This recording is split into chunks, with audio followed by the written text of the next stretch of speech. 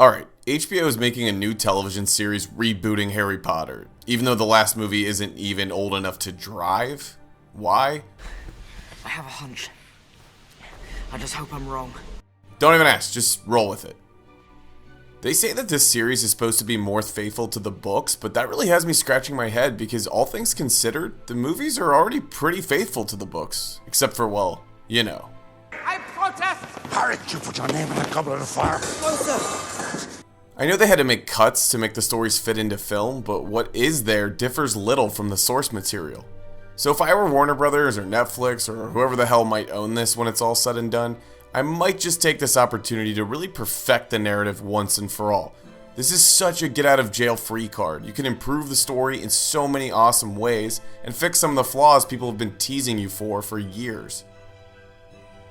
Don't get me wrong, I love Harry Potter. I am a child of the aughts. I lived this shit. But there are several missed opportunities and plot holes in the original series that were just a byproduct of the books being written in real time.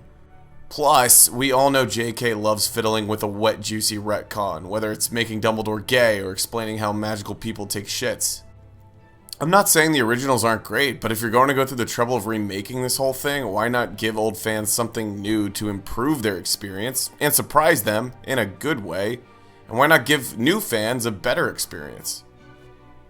So the following is a list of plot holes, missed opportunities, or areas to expand upon in the new Harry Potter series that will make for a much better story and cement this new show as an improvement upon the original.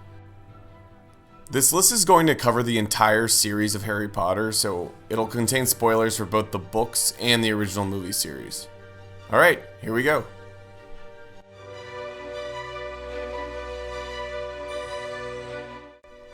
Let's just start right from the beginning. First, give me a canonical reason for Harry's scar being shaped like a lightning bolt. The scar was legitimately the most iconic piece of lore about Harry Potter, especially before the movies came out. It was the one thing that everybody knew before they knew anything else, and yet we never learned why Harry's scar looks like a lightning bolt. In fact, lightning bolts play literally no significance in the story whatsoever. J.K. Rowling has admitted that it was just because it looked cool, and there's a fan theory that the scar is shaped like the wand motion that Voldemort makes when casting Avada Kedavra. I don't know, I guess that's okay, but I would really prefer something that makes the shape a recurring symbol. Maybe this could have been the mark left on all Horcruxes, and then it could feed into one of my other fixes later. That way, if someone's new to Harry Potter and they see a lightning bolt on Tom Riddle's diary and then the locket we see in Order of the Phoenix, I don't know, maybe that could be a fun clue to pick up on. It's just weird that they've never even attempted to explain this, and this is a perfect opportunity to do so. Alright, number 2, get rid of Avada Kedavra. Look man, this one might sting, but Avada Kedavra is one of the biggest mistakes in this universe. It essentially just turns every wand into a fucking gun and makes casting interesting spells pointless. You should still be able to kill people with magic, but put some damn thought into it. Having an auto kill spell is lame. The coolest wizard duel in the entire series is Voldemort versus Dumbledore because they're casting absurd spells with fire and bubbles and broken glass. It's just totally awesome. This is what we came here to see. Sectum Sempra is so much more horrifying and gruesome than Avada Kedavra. I'd much rather get hit with instant painless death and bleed out slowly from every part of my body. Also, quick aside here, if Harry is really a Horcrux and Horcruxes can't be destroyed save for a few select ways, should he really have been able to be killed by Avada Kedavra? Doesn't this mean that they could have destroyed all Horcruxes with Avada Kedavra? I know that this is a major change, so I'm willing to make one caveat. Avada can exist, but it has to be next to impossible to actually cast, and pretty much the only wizard who was ever able to do it was Voldemort. This makes him a more serious threat and explains why he is so feared even by his own Death Eaters. And before you say it is canon that Avada Kedavra is hard to cast, that idiot Pettigrew killed Cedric with a wand that wasn't even fucking his with Avada Kedavra. The Death Eaters cast it all the time. Lestrange tops Sirius with it. Come on. If we make Avada Kedavra the forbidden curse that happens so rarely, then the boy who lived becomes a much more remarkable story. Number 3, we have to fix the Goblet of Fire. This was one of the most plot hole ridden books, mostly because Voldemort's resurrection plan makes no sense. To recap, he has one of his followers pose as a teacher to get Harry to win a death tournament so that he can teleport him to a graveyard just to get a sample of his blood. People have dissected this story beat incessantly, but it's actually an easy fix. The Goblet of Fire itself should be a much more mysterious and powerful artifact, not just an NBA lottery machine. If someone's name comes out of it, that's a big deal. It, not the Triwizard Cup, should be the trophy at the end of the final task, and only the winner can drink from it upon completion as their prize. And why would they want to drink from the Goblet of Fire? Because the Goblet of Fire should burn on the Elixir of Life. Remember the Elixir of Life? It's what you use the Sorcerer's Stone to brew. It is highly coveted and gives you temporary immortality. Now we can say that this component was necessary for Voldemort's ritual spell to come back to life. He even says in the first book that he needs the elixir to create a new body. Did JK just forget about this? With this change, the Dark Lord had to concoct this cumbersome Triwizard Tournament plan in order to have Harry's blood imbued with the Elixir of Life. It only became available to him after winning. Once the stone was destroyed, the Goblet of Fire was the only known Elixir of Life left. Now we also have a well-founded reason why Harry would want to win the Triwizard Tournament, because he'd want to ensure he could keep the elixir safe from Voldemort. See, J.K. Rowling has this tendency to keep inventing new things in every book instead of using the perfectly good things she's already established. Making the Elixir of Life the end goal here would have made so much more sense than a port key, which Moody could have just made his office door handle or something. So instead of a port key transporting Harry, just make the winner's platform enchanted with an apparition spell. Make that apparition spell be done by Voldemort's wand so that when Priori Incantatem occurs, it also reverses the one-way teleportation spell on Harry and Cedric. And that's what sends them back to Hogwarts. Because seriously, the fact that all Harry had to do was touch the port key to escape was a pretty insane oversight by the Death Eaters. Okay, for number 4, since we're on the topic of botched moves by Voldemort, let's talk about his overall characterization. It has massive room for improvement. Voldemort is a really cool looking villain, and Ralph Fiennes is amazing as him. He's meant to represent the fear of death and the rejection of love, and that's all great, but what did he actually want? To be famous? To be immortal? Did he just like killing people? He had some fun quirks. He was a showman, liked to play with his food first, and I liked all of that. But I think we could do better. Here are a few ideas that help better establish the antagonist of the series, and if you guys would like me to elaborate on these, I will make a full video focused on just that, but at a high level, we can improve Mr. Riddle in the following ways. First, let's establish that with the rise of technology, and specifically nuclear weapons, Muggles are seen as a massive threat to the wizarding world, and that is why they remain in hiding.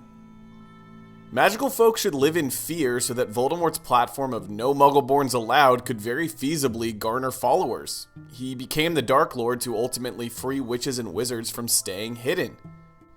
This is kind of what he was doing in the books, but it lacks nuance because Muggles are seen as kind of a joke in the wizarding world. When Harry asks Hagrid why the magical world needs to stay a secret, he just says it's because they would want them solving all of their problems with magic. Which, like, okay, sure, that's annoying when they forget their keys and they want you to Alohomora their front door in, but what about when they're saving people's lives? I think having wizards and witches fear Muggles is so much more interesting, and it explains Voldemort's following as something other than just evil death cult Nazis. Second, I think from the very beginning, Voldemort's main goal should be to become the Master of Death. This should be retconned as his plan all along, that there was a prophecy about the Master of Death being the most powerful wizard to ever live. This will eventually come into fruition with the Deathly Hallows, but the prophecy would talk about one who is able to be immortal, take lives, and revive others. This overarching goal can link all the books together as we see him try to accomplish it over the course of this series. So this would work as follows. Voldemort knows he must be able to do all of these things in order to be the Master of Death, but he isn't quite sure how, and the viewer can reason it out alongside him. At first, we believe the Sorcerer's Stone and mastering Avada Kedavra is how Voldemort would become it. And then we think the Chamber of Secrets holds the power. Next, the Time Turner is a way to revive people. The Goblet of Fire now has the Elixir of Life in it. Later we learn about the Horcruxes, and finally we get to the Deathly Hallows. Each of these constructs can be linked to death in some way, so they can appear instrumental in becoming the Master of Death. But in order to do this right, the Beetle and the Bard should also be foreshadowed from the very beginning. Maybe it's a book we see in the background in a few scenes, maybe a character mentions it by name, but it has to feel better established. Sadly, JK pulled the Deathly Hallows out of her ass when she wrote the 7th book, and don't get me wrong, I love the story, but let's call a spade a spade. She invented the tale out of thin air in 07 and retconned the invisibility cloak and Dumbledore's wand in the process.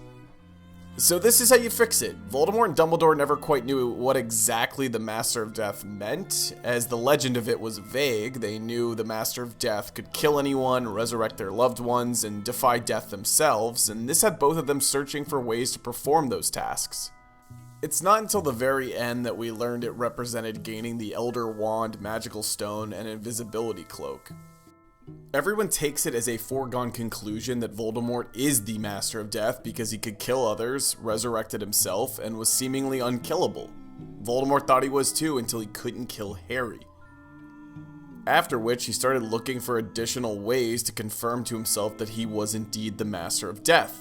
But it ends up being Harry because, like the third brother in the story, he didn't fear death, he embraced it as the next journey. I mean, looking back, Harry held the power of the Sorcerer's Stone, resurrected Buckbeak with the Time Turner, defied Avada Kedavra through Priori Incantatem, and then collected the Deathly Hallows to protect others, not to use them. He was the true Master of Death. Again, I'll plan to flesh this out a lot more in a separate video, but these are some quick ways to improve Voldemort's arc. So the next change I'd like to see the new series do is fixing the prophecies. One teensy little prophecy? Pity.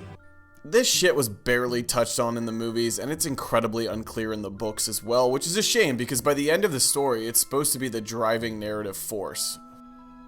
A quick recap, when Trelawney was interviewing for her job at Hogwarts, she prophesied to Dumbledore the following.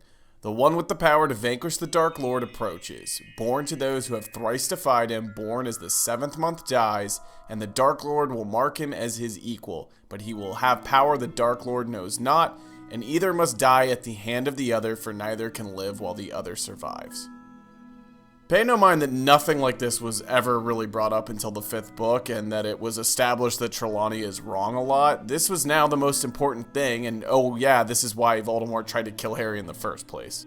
And okay, fine, but we need some better rules here, man. It says neither can truly live while the other survives, and I can dig that, but I think we need to flesh this thing out as an accepted truth. It technically isn't even a prophecy. Also, while I'm at it, what was the Order of the Phoenix doing for a full year after the prophecy was made? Apparently Voldemort was just searching for the Potters for that entire time, and James and Lily were content with living in hiding until Peter Pettigrew betrayed them.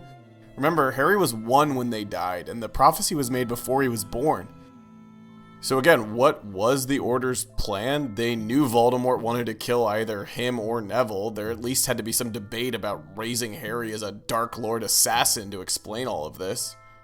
Okay, so we have this prophecy, right? And if you don't recall, in the Order of the Phoenix, Harry doesn't master occlumency, so he gets visions that Sirius is in trouble at the Ministry, and these turn out to be a trap set by Voldemort to get Harry to go to the Ministry and physically touch the prophecy. Because it's about him, even though Voldemort could have also done it because it's also about him.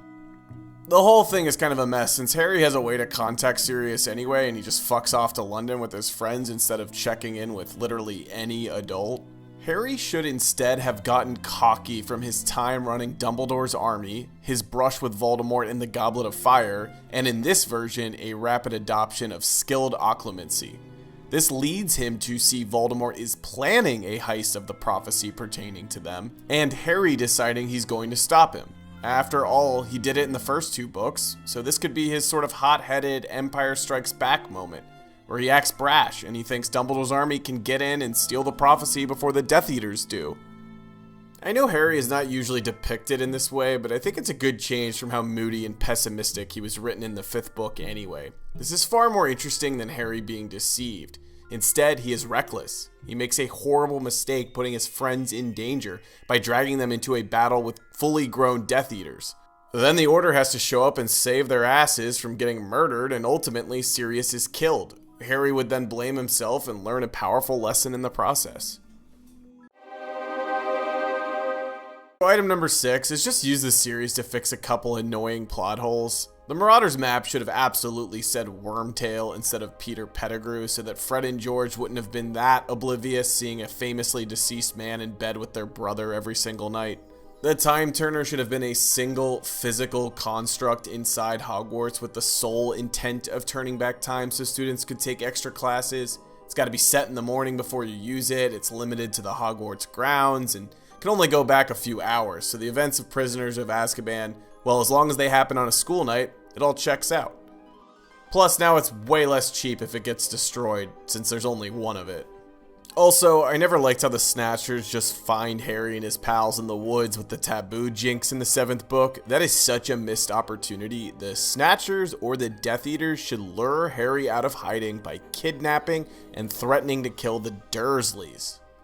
What a fucking hero moment it would be for Harry to be willing to sacrifice himself to save the family that abused him his entire life.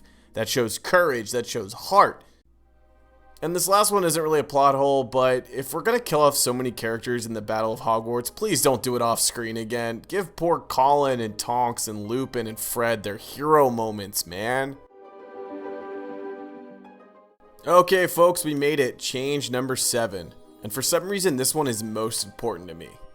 In the epilogue, Harry should become a teacher at Hogwarts, not a fucking cop. Are you still a cop? No! No! Swear on your mother's grave, you're still not a cop? I am not a fucking cop!